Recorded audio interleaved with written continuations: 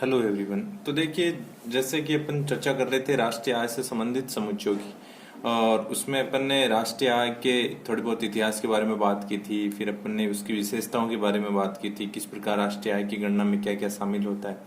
ऐसे अपन मुख्य मुख्य थोड़ी बहुत चर्चाएं इससे पहले वाले वीडियो में कर चुके हैं अपन। और फिर उसके आगे अपन ने जो राष्ट्रीय आय से संबंधित समुच्चय हैं उसमें पहले की बात की थी कि भाई जीडीपी क्या होती है, ग्रॉस डोमेस्टिक प्रोडक्शन की अपन ने बात की थी मार्केट प्राइस पे और फैक्टर कॉस्ट पे। और जैसे जीडीपी की अपन ने बात की थी कि क्या इसकी डेफिनेशन है, किस प्रकार जीडीपी की गणना की जाती है। जीडीपी एमपी की अपन ने बात की थी। फिर अपन ने एनडीपी ज्ञात किया था, नेट ज्ञात किया था, नेट डोमेस्टिक प्रोडक्शन ज्ञात किया था मूल्यह्रास घटा करके। फिर अपन ने फैक्टर कॉस्ट पे ज्ञात की थी, एनडीपी की बात की थी अपन ने फैक्टर कॉस्ट पे। उसमें इनडायरेक्ट टैक्स घटाया जाता है और सब्सिडी को जोड़ा जाता है। तो ये अपन ने थोड़ी बहुत पहले, इससे पहले अपन चर्चा कर चुके हैं। अब अपन इसके आगे पढ़ते हैं।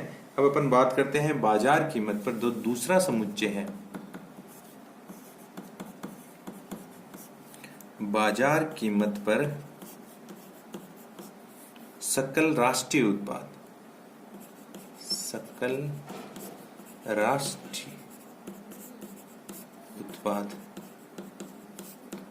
देखिए, सकल राष्ट्रीय उत्पाद, और इसको कहते हैं शॉर्ट में बाजार कीमत पर सकल राष्ट्रीय उत्पाद है तो जीएनपी। और किस पे? मार्केट प्राइस पे। जीएनपी की बात करेंगे किस पे? मार्केट प्राइस पे। बाजार कीमत पर सकल राष्ट्रीय उत्पाद की बात करेंगे। देखिए, इससे पहले अपन ने सकल घरेलू उत्पाद की बात की थी। वहां ये बाध्यताएं हो जाती हैं आपके पास, जैसे कि उसकी जो परिभाषा वो यही है कि किसी एक देश की भौगोलिक सीमाओं, एक वर्ड आता है भौगोलिक सीमाओं, तो भौगोलिक सीमाओं के तहत उसको क्या कर दिया है? सीमित कर दिया है। अब यहाँ जो जीएनपी की बात होती है, जो अपन जीएनपी की बात करते हैं, ग्रॉस नेशनल प्रोडक्शन की बात करते हैं, तो इसमें क्या होता है? इसकी जो परिभाषा है वो होती है कि सकल जो राष्ट्रीय उत्पाद है वो एक देश की भौगोलिक सीमा में एक वर्ष की अवधि में वहां के निवासियों व विदेशों में उसी देश के निवासियों, जैसे हमारे बहुत सारे लोग हैं जो कहाँ काम करते हैं, विदेशों में भी तो काम करते हैं ना हमारे बहुत सारे लोग, तो वो वहां उस देश में भी क्या करते हैं, उस देश की भौगोलिक सीमाओं में भी क्या करते हैं? पूंजी का निर्माण करते हैं, उत्पादन करते हैं। तो उसका भी प्रोडक्शन क्या होगा? इसमें शामिल होगा, क्योंकि वो भी राष्ट्रीय आय में वृद्धि कर रहा है ना। जैसे हमारे देश के बहुत सारे लोग अब्रोड में काम कर रहे हैं, जैसे अमेरिका में काम कर रहे हैं, गल्फ कंट्री में काम कर रहे हैं, तो वहां से वो अर्न करके हमारे पास भेज रहे हैं कि नहीं भेज रहे हैं? तो हमारी जीडीपी में तो वृद्धि कर ही रहे हैं ना, जो हमारी जीएनपी में तो वृद्धि कर ही रहे हैं। तो देखो, जीएनपी की परिभाषा है वो हो जाएगी कि एक राष्ट्रीय उत्पाद एक देश की भौगोलिक सीमा में एक वर्ष की एक निश्चित अवधि होगी, एक वर्ष की अवधि में देश के निवासियों व विदेशों में उसी देश के निवासियों, कंपनियों द्वारा उत्पादित अंतिम वस्तुओं व सेवाओं का जो मौद्रिक मूल्य होता है, उसका जो योग है वो क्या कहलाता है? जीएनपी, मार्केट प्राइस पे कहलाता है। इसमें जो अर्धनिर्मित वस्तुएं, जैसे जीडीपी में मैंने कल बात की थी, वैसे इसमें जो अर्धनिर्मित वस्तुएं हैं, सेवाएं हैं, उसके जो भंडारण में वृद्धि होती है उसको भी क्या किया जाता है? शामिल किया जाता है। तो इस प्रकार जीएनपी की परिभाषा ये हो गई। अब इसका सूत्र लिखें तो अपन लिख सकते हैं, देखो, जीएनपी ऑन मार्केट प्राइस बराबर हो जाएगा, देखो एक तो सूत्र ये हो जाएगा जीडीपी मार्केट प्राइस पे प्लस एनएफआईए।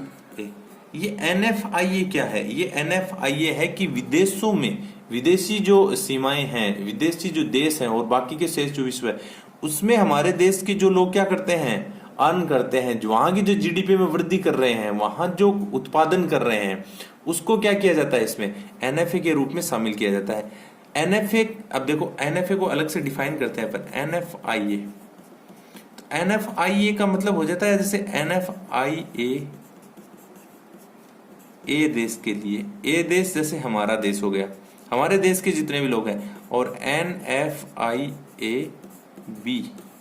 अब देखो, यहां ए का मतलब है, समझाने के लिए बता रहा हूं, यहां ए का मतलब है हमारे देश के जितने भी लोग हैं, जो जितने भी शेष विश्व, जितना भी शेष विश्व के जितने भी देश हैं, तो वहां हमारे देश के लोगों के द्वारा अर्जित जो आय है या जो वस्तुओं एवं सेवाओं के मूल्य में वृद्धि है, वो क्या हो जाएगा, वो NFIA हो जाएगा और B हो जाएगा, क्योंकि हमारे देश में भी तो बहुत सारे विदेशी लोग काम करते हैं यहाँ, जैसे अमेरिका के लोग काम करते हैं या नेपाल के लोग काम करते हैं या फिर बांग्लादेश के लोग काम करते हैं, बहुत सारे देश हैं उनके, हमारे चाइना के लोग काम करते हैं, हमारे देश में भी शेष विश्व के बहुत सारे लोग काम करते हैं, उनकी द्वारा अर्जित आय वो उनकी में जुड़ेगी, तो वो क्या हो जाएगी, यहाँ घट जाएगी इसमें से। तो हमारे देश वाला अगर पॉजिटिव होगा तो वो क्या हो जाएगा, जुड़ जाएगा। अगर विदेशी हमसे ज्यादा लेके जा रहे हैं तो अगर ये घट जाएगा तो GNP मार्केट प्राइस पे हो जाएगी GDP MP में जुड़ जाएगा NFIA। तो NFIA क्या है, विदेशों से प्राप्त शुद्ध साधन आय है, शुद्ध साधन आय, अर्थात उनके द्वारा जो कमाया गया है वो जब उसमें से घट जाता है तो हमारे देश का शेष बच जाता है। एक ये हो जाएगा GNP, एक सूत्र और हो जाएगा मार्केट प्राइस पे, तो हो जाएगा C plus I plus G plus NFIA और प्लस X माइनस M। एक सूत्र ये हो जाएगा। तो हमारे पास दो सूत्र हो गए GNP के, GNP मार्केट प्राइस पे ज्ञात करते हैं तो C प्लस, अब C क्या है यहाँ, C है एक वर्ष की अवधि में उत्पादित अंतिम वस्तुओं के मूल्य में घरेलू क्षेत्र के द्वारा जो उपभोग किया जाता है उसे C के द्वारा दर्शाया जाता है।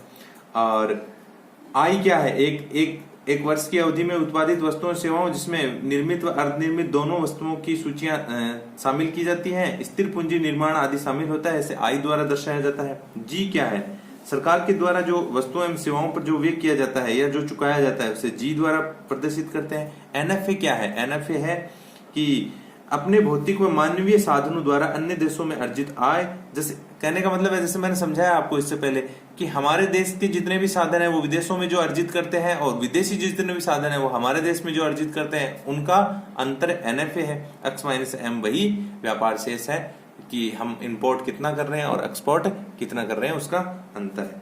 तो ये हो गया GNP की बात हो गई।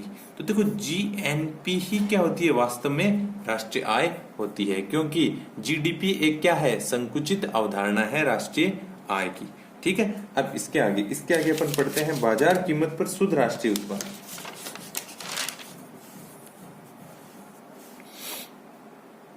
तीसरा जो समुच्चय है बाजार कीमत पर शुद्ध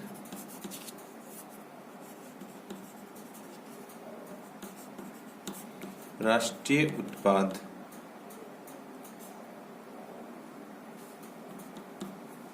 अर्थात बाजार कीमत पर शुद्ध राष्ट्रीय उत्पाद अर्थात net national production on market price. ठीक है, तो बाजार कीमत पर शुद्ध राष्ट्रीय उत्पाद ज्ञात करेंगे। इससे पहले भी देखो अपन ने GDP में से नेट निकाला था, ग्रॉस में से नेट निकाला था, शुद्ध निकाला था, क्या किया था, डिप्रिसिएशन को घटाया था। वैसे ही सेम स्थिति यहाँ है। तो यहाँ क्या हो जाएगा, अगर अपन NNP ऑन मार्केट प्राइस ज्ञात करें तो हमारे पास GNP मार्केट प्राइस पे है, उसमें से मूल्यह्रास घटा दो, एकदम सिंपल सा है, डिप्रिसिएशन कहते हैं मूल्यह्रास को, तो डी भी लिखा हुआ हो सकता है। तो मूल्यह्रास घटा दो। देखो नेट ज्ञात करना है, शुद्ध ज्ञात करना है, नेट नेशनल प्रोडक्शन ज्ञात करना है। वही बात है GDP में से जब अपन ने NDP ज्ञात की थी तो नेट डोमेस्टिक प्रोडक्शन ज्ञात किया था, वैसे ही नेट नेशनल प्रोडक्शन ज्ञात करना है। तो नेट ज्ञात करने के लिए ग्रॉस में से जितना भी मूल्य में क्या हुई है, कमी हुई है, मूल्य में जो ह्रास हुआ है उसको क्या कर दिया जाता है, घटा दिया जाता है। तो ये क्या आ जाता है, देखो इसी को क्या कहते हैं, सही जो आंकलन होता है देश की अर्थव्यवस्था का, सही आंकलन होता है वो शुद्ध से ही होता है। तो घिसावट जब घट जाती है, ग्रॉस में से जब घिसावट घट जाती है तो हमें क्या प्राप्त हो जाता है, हमें शुद्ध राष्ट्रीय जो उत्पाद है या नेट नेशनल जो प्रोडक्शन है उसकी प्राप्ति हो जाती है। तो देखो इससे पहले अपन ने GNP पढ़ लिया, GNP से अपन ने NNP ज्ञात कर लिया। अब इसके अगला जो समुच्चय है, चौथा जो समुच्चय है, उसको इसी को अपन किस पे पढ़ेंगे, इसी को अपन फैक्टर कॉस्ट पे पढ़ेंगे। सेम ही स्थिति चल रही है जो GDP से स्टार्ट हुई थी, GDP मार्केट प्राइस से जो स्टार्ट हुई थी, सेम ही वही स्थितियां चल रही हैं। कुछ चेंज नहीं हो रहा है, कुछ भी बदलाव नहीं हो रहा है, सेम वही स्थितियां चल रही हैं। अब देखो, बस थोड़ा सा कंसेप्ट को क्लियर करना है कि यहाँ डेफिनेशन में ऐसे क्लियर हो जाएगा कि भाई सबसे पहले ये पता होना चाहिए कि जीडीपी क्या होती है, जीएनपी क्या होती है। ये शुद्ध निकालना है, शुद्ध वही मूल्यह्रास वैसे ही घटना है, वैसे ही फैक्टर कॉस्ट पे ज्ञात करना है। तो अगला है साधन लागत पर शुद्ध राष्ट्रीय उत्पाद। साधन लागत पर शुद्ध राष्ट्रीय उत्पाद अर्थात NNP। ये जो लाइन लिखी है इसी से लिखा जा रहा है, ये NNP किस पे, फैक्टर कॉस्ट पे, साधन लागत पे याद कर रहे हैं, NNP ऑन फैक्टर कॉस्ट। तो साधन लागत पर, ये फैक्टर कॉस्ट का मतलब होता है साधन लागत, फैक्टर कॉस्ट साधन लागत पर किसकी गणना, शुद्ध राष्ट्रीय उत्पाद की गणना करना। तो देखो शुद्ध राष्ट्रीय उत्पाद की ज्ञात गणना करनी है तो वही सूत्र हो जाएगा NNP ऑन फैक्टर कॉस्ट बराबर हो जाएगा अपने NNP किस पे, मार्केट प्राइस पे, उसमें से पहले घट जाएगा टैक्स इनडायरेक्ट TI, IT लिख दो चाहे TI लिख दो एक ही बात होती है, प्लस सब्सिडी जुड़ जाएगी। वही सेम जीडीपी वाला ही कॉन्सेप्ट चल रहा है। देखो फैक्टर कॉस्ट पे ज्ञात करना है तो आपको इनडायरेक्ट टैक्स होते हैं, आईटी जिसको बोलते हैं, या टीआई जिसको बोलते हैं, टैक्स इनडायरेक्ट बोल दो चाहे इनडायरेक्ट टैक्स बोल दो एक ही बात है। तो टीआई या आईटी तो क्या हो जाती है, घट जाती है, और क्या जुड़ जाता है, सब्सिडी इसमें जोड़ दी जाती है। तो ये क्या निकल के आ गया, आप ये निकल के आ गया आपका साधन लागत पर शुद्ध राष्ट्रीय उत्पाद। जो फैक्टर कॉस्ट होते हैं उस, देखो साधन लागतों पे जो राष्ट्रीय उत्पाद होता है वही राष्ट्रीय आय का सर्वाधिक उपयुक्त माप कहलाता है। राष्ट्रीय आय की जब गणना की जाती है तो ये जो फैक्टर कॉस्ट पे एनएनपी ज्ञात होती है, शुद्ध राष्ट्रीय उत्पाद ज्ञात होता है, इसी को सही राष्ट्रीय आय का मापन कहा जाता है। तो आईटी यहाँ क्या है, अप्रत्यक्ष कर है, और अनुदान सब्सिडी है। इनडायरेक्ट टैक्स तो आप जानते ही हो, इनडायरेक्ट टैक्स होता है, टैक्स दो प्रकार के होते हैं, एक तो डायरेक्ट होता है, बता दिया है शायद पहले। तो एक तो टैक्स डायरेक्ट होते हैं जैसे आयकर है, निगम कर है, वो तो डायरेक्ट टैक्स होते हैं। इनडायरेक्ट कर जैसे वस्तु कर है, सेवा कर है, उत्पाद कर है, बिक्री कर है, ये सारे जितने भी टैक्स होते हैं वो सारे क्या आते हैं, इनडायरेक्ट टैक्स की श्रेणी में आते हैं। तो indirect tax NNP market price में से घट जाते हैं और सब्सिडी इसमें जोड़ दी जाती है। तो हमारे पास क्या निकल के आ जाती है, एनएनपी ऑन फैक्टर कॉस्ट पे ज्ञात हो जाती है। तो देखो अपन ने चर्चा कर ली है, कंसेप्ट की बात की जाए तो हमारे पास 6 चीजें हो गई हैं अब तक। राष्ट्रीय आय के जो समुच्चय हैं उसमें हमारे पास 6 चीजें हो गई। 6 कौन कौन से, सबसे पहले अपन ने बात की थी बाजार कीमत पर सकल घरेलू उत्पादन की, जीडीपी मार्केट प्राइस पे ज्ञात की थी। उसके बाद में अपन ने बात की थी एनडीपी की, नेट डोमेस्टिक प्रोडक्शन की बात की थी। सबसे पहले तो अपन ने जीडीपी ज्ञात की थी, जीडीपी ऑन मार्केट प्राइस पे। फिर अपन ने बात की थी एनडीपी ऑन मार्केट प्राइस पे। फिर अपन ने बात की थी एनडीपी ऑन फैक्टर कॉस्ट पे। 3 चीजें तो हो गई ये जीडीपी से। फिर अपन ने बात की थी जीएनपी ऑन मार्केट प्राइस। फिर अपन ने एनएनपी ज्ञात की थी, यहां शुद्ध निकाला था इसका मार्केट प्राइस पे। फिर अपन ने बात की एनएनपी फैक्टर कॉस्ट पे। तो ये जो समुच्चय हैं ये क्या करते हैं, ये राष्ट्रीय आय के बेसिक कॉन्सेप्ट है। तो ये आपके क्लियर होने चाहिए एकदम से। भाई कई बार क्या होता है, पूछा जाता है जीडीपी के बारे में, बता देते हैं जीएनपी के बारे में, पूछा जाता है एनएनपी के बारे में, एनएनपी ज्ञात करनी है फैक्टर कॉस्ट पे और निकाल रहे हैं एनडीपी फैक्टर कॉस्ट पे। तो ये कंफ्यूजन नहीं होना चाहिए, कंफ्यूजन होते ही पूरा का पूरा गलत हो जाएगा क्वेश्चन। यहाँ बहुत ही क्या है, माइनर डिफरेंस है, बहुत ही थोड़ा डिफरेंस है। तो आपको देखो इसको क्या करना है, ये इसलिए बनाई है सारणी, इन दोनों को अलग अलग कर लेना है। जीडीपी का कंसेप्ट अलग चल रहा है, देखो सब में डी आ रहा है बीच वालों में, अर्थात यहाँ डोमेस्टिक घरेलू की बात की जाएगी, और यहाँ नेशनल की बात की जाएगी। देखो सब में एन आ रहा है बीच वालों में। तो देखो मार्केट प्राइस पे, मार्केट पे फैक्टर कॉस्ट पे ये निकल जाएगा, इसमें कुछ नहीं है। इसमें दोनों में सेम ही है, इसमें दोनों में ही टैक्स इनडायरेक्ट घटते हैं और सब्सिडी जुड़ती है। यहाँ दोनों में ही डिप्रिसिएशन घटाया जाता है, तब सूद निकल के आता है।